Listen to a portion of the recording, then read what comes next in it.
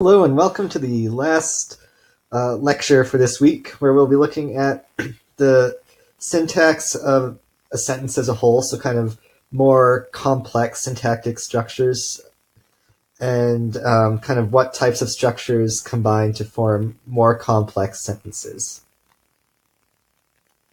So a complex sentence is, or as we're going to talk about it, is just going to be a sentence that has more than one clause. So there's a couple of types of ways we can combine a clause, at least in English. There's coordination and then subordination. And there's three different ways we can do subordination in English. First, we'll look at coordination. This is basically when we have two clauses that are joined with a conjunction, and these two clauses are of the same type and kind of on the same level grammatically. The most common coordinate structure is going to be a sentence that is made up of one sentence, a conjunction, and another sentence. One example of this would be Raj ate rice and Sita ate noodles, where we have the clause or the sentence Raj ate rice, and then the clause or the sentence Sita ate noodles, and they're conjoined by the conjunction and. So these coordinate structures are a single syntactic unit. So despite being made up of multiple clauses or kind of multiple sentences that are on the same level, they do still kind of function as a single unit to some extent. So one way we can kind of look at it is seeing he saw Mary and turned away.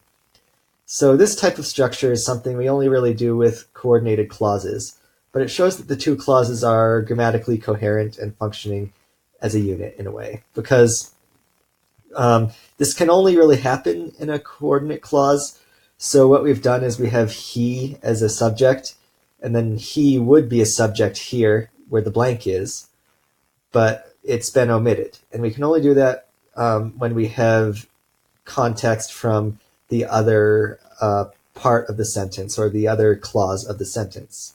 So basically we have these two coordinated sentences that are functioning as a unit, or at least kind of sharing information with each other such that we can omit information in one that's already given in the other. So subordination is a different type of way that we can join clauses together.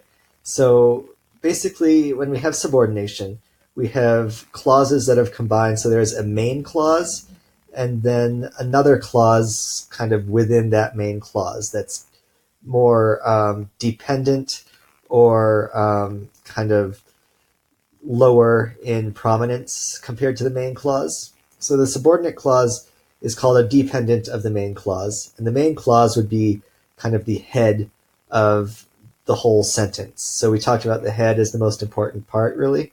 So the head of the sentence is going to be, of course, the main clause, or the matrix clause. There are three types of subordinate clauses. There's adverbial clauses and complement clauses and relative clauses. So adverbial clauses are when we have a dependent clause that kind of modifies another clause. So you can think of adverbial clauses as a clause that has a verb in it, but it's not the main clause. But then this clause is modifying the verb of the main clause. So we have, for example, I saw him yesterday. Yesterday is an adverb that's telling us when I saw him. We have I saw him when he left. When he left is a clause, but so not just an adverb on its own. It has a verb, left. So I saw him when he left. But when he left is modifying saw. So in this case, we have a clause modifying the verb of another clause. This is, of course, a bit different from coordination, because in coordination, we had the two clauses were somewhat independent despite being linked. There wasn't one that was more prominent than the other. But in this case, we have one clause that's actually modifying the other. So adverbial clauses are typically introduced by a type of conjunction called a subordinating conjunction. So unlike something like and or but, where the two clauses that are joined are generally seen as being on the same level, adverbial clauses will use conjunctions like when, while, if, after, or because, which kind of trigger a one clause being put lower in the hierarchy than the main clause. So a complement clause is another type of clause that's a subordinate clause. This is when we have a whole clause, so one that actually has a verb and everything. And this clause is functioning as a noun phrase argument of a verb. So basically, we have a whole clause that is functioning as the object of a verb, or maybe even somehow a subject of a verb. So we have I know the answers. The answers is the direct object of know. It's kind of the thing that the action of knowing is being performed on. We also can say I know he likes cheesecake, where he likes cheesecake is a whole clause. It has a verb in there, likes. And this whole clause is the object of the verb know. So there's not a conjunction in this case, but we do have one clause as the object of a verb that's in another clause. So he likes cheesecake is both a object of know, and it's also a full clause on its own. So relative clause is the last type of subordinate clause we'll look at. This is when we have a clause that is embedded in a noun phrase, and this clause is modifying a noun. So we kind of had adverbial clauses that were modifying a verb, so clauses that modified a verb. Here we are having clauses that modify a noun. So relative clauses are basically clauses that are almost acting like an adjective. So we have the man who came to dinner was a friend. Who came to dinner is a clause. It has a verb in there, but it's modifying man.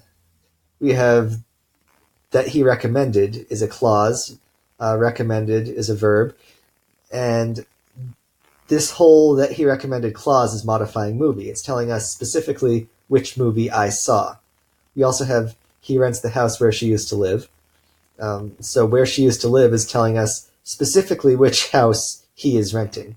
So these clauses are functioning as adjectives in a way and kind of modifying some noun in the main clause.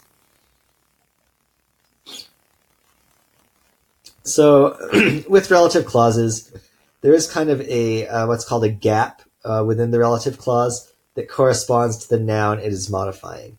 So we have the man who came to dinner was a friend. If you see where this little red null sign is, we have kind of a space where we could put a pronoun or something corresponding to man if it was a sentence on its own. So the man is the head noun here, but we would also say he came to dinner. So there's always kind of a blank spot in a relative clause where we have a correspondence with that head noun. In this case, it's this kind of a subject of the relative clause. In the case over here, it is kind of the object of the relative clause. So I saw the movie that he recommended. He recommended the movie. So would be kind of the alternate comparison to make. But because the movie is the object in this subordinate clause, that's kind of a blank space in a way that we can think of to maybe help us see what is actually going on in this subordinate clause. So basically we have two clauses that are both to some extent referring to the same noun, but one of these clauses is modifying the noun as a whole. So this whole clause is modifying the man, and this whole clause is modifying the movie. So this is the last slide, and this is the last kind of potential homework or extra credit problem. Or sorry, not the last potential quiz or extra credit problem. So basically we have what is the head noun and what is the relative clause in each of the following sentences. So if each of these sentences does have a relative clause, so basically identify what that relative clause is if you choose to do this, and then kind of identify what the noun is that clause is modifying. So this week we do have a quiz, and we also have a, let's see, I think we may have a discussion. No, we don't have a discussion. We just have a quiz. Okay, so basically this week, by the end of this week, I would like you to finish the quiz, which is, you have the option of either a classic quiz format or the option of 2 of those questions we saw throughout the lectures this week. If you choose to do both, you can get extra credit. And then we also have the activity that started last week is also due at the end of this week. So please try to complete that. That should be in your course messages. And I am also posting kind of a tutorial for the homework problem of the Korean phonology. So it's kind of a walkthrough of that Korean phonology. So I will post that on the assignment page. Next week is not going to have any new material. Next week is actually just going to be review and the midterm. So if you have any questions about any of the material before you do take the midterm next week, please let me know. And yeah, good luck with the stuff this week.